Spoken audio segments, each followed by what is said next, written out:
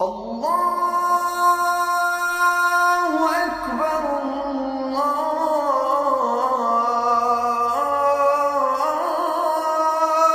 Akbar. Ashhadu an la ilaha illa Allah.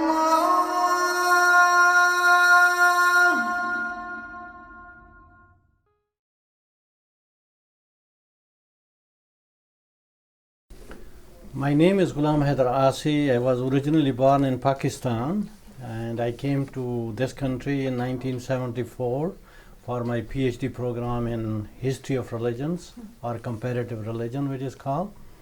And I studied there, have PhD from there, and then for a few years I taught other universities. Then in 1983 I came to Chicago, the first professor at American Islamic College. We have here Muslim American Islamic College. I have been there for almost 27 years until 2010. And since 1980s, then we had interfaith relations with different seminaries. So this Lutheran School of Theology and Catholic Theological Union were with us, and so I started teaching at Lutheran School of Theology since 1988 as a part-time and team teaching. So this is our class we bring here for interfaith relations. Also at Chicago, basically we started in 1988 the Council for the Parliament of World Religions, which is one of the largest interfaith international interfaith organization. So I was for 10 years original basically founder as well as board member of that. That organization, every 5 years they have international conference on interreligious relations. Okay. And so how do you see Muslims' contribution to America? How much? How do you see Muslims' contribution in America?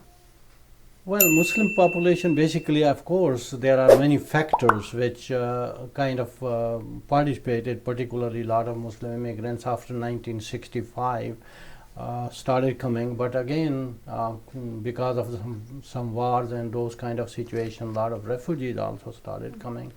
So the Muslim population is adjusting according to these challenges and kind of these issues. Okay, and sir, do you know of any people who have contributed in a certain way? Oh yeah, the Muslim contribution has been in almost all fields. For example, even in Chicago area, if you look like, which was the first tallest building basically, which is called Sears Tower or Wallace Tower now, was built by a Bengali Muslim architecture, Fazlur Rahman. We had also great scholars, Fazlur Rahman from Pakistan, who was at the University of Chicago. We have a lot of doctors, engineers, and they participate. And so far, I don't think that we have any immigrant Muslim in the Congress, but we do have two African American Muslims who are also in the Congress now. Okay. Yeah. Okay. And so, you see, after 2016 presidential election, Muslim community and Muslim countries, they think that Muslims people here in America, they are not treated well. They are not happily living here. Have you seen anything like this? Well, I will not say that they are not happily living here, but of course, definitely the immigration and basically the attitude of many peoples, particularly from the modern government, have been a little bit more kind of not very peaceful. But this country is a country of rule of law. Okay. So here, rule of law, no matter how much powerful a president even might be, so the rule of law here is still very strong. And it is no doubt that this country and any other country or humanity anywhere have lived according to the highest ideals. Everywhere there is a certain kind of, you could say, persecution of the minorities, or minorities do not get equal rights. But I think America has still stands and have stood for a long period of time to stand for the rule of law. Okay. And so anything else would you like to add? Well, if this message is going to Pakistan, I hope that I will request all the Pakistanis. I think one of the things which we can learn from America, our Muslim experience in America, is that it is the majority who always cares for the minority. And majority should always stand for the rights of the minority.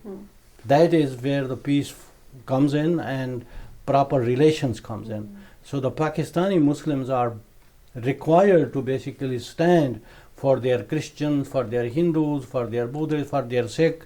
Those the minorities are the minorities which are not being, sometimes are not being treated. So laws in the name of Islam which basically do not stand for the spirit of Islam, rather it is basically cultural aspects which are taken. It is important that we must give them the spiritual meaning of Islam, and no Muslim law, no Islamic law should kind of discriminate against the minorities. Okay. Thank you so very much, sir.